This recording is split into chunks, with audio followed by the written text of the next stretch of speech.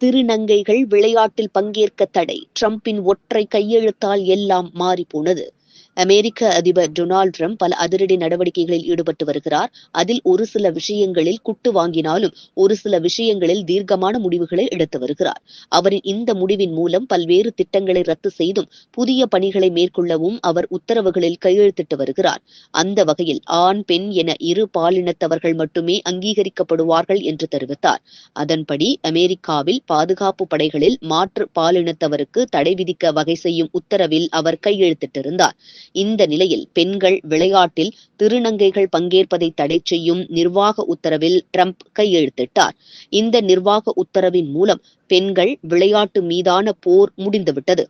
பெண்களை ஆண்கள் வெல்ல அனுமதிக்க மாட்டோம். பெண் விளையாட்டு பெருமைமிக்க பாரம்பரியத்தை நாங்கள் பாதுகாப்போம். ஆண்கள் எங்கள் பெண்களை அடிக்க, காயப்படுத்த, ஏமாற்ற அனுமதிக்க மாட்டோம். இனி பெண்கள் விளையாட்டு பெண்களுக்கு மட்டுமே என தெரிவித்துள்ளார். இது அந்த நாட்டு மூன்றாம் பாலினத்தவரிடம் அதிர்ச்சியை ஏற்படுத்தியிருக்கிறது.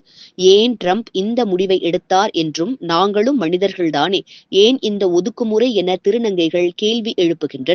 ட்ரம்பின் இந்த நடவடிக்கையால் விளையாட்டு மட்டுமின்றி அனைத்து துறைகளிலும் இது போன்று அதிரடி உத்தரவுகள் வந்துவிடுமோ என்ற அச்சத்தில் திருநங்கைகள் உள்ளனர். அதிபர் டொனால்ட் ட்ரம்ப் இந்த முடிவை திரும்பப் பெற வேண்டும் என்றும் கோரிக்கை விடுத்துள்ளனர்.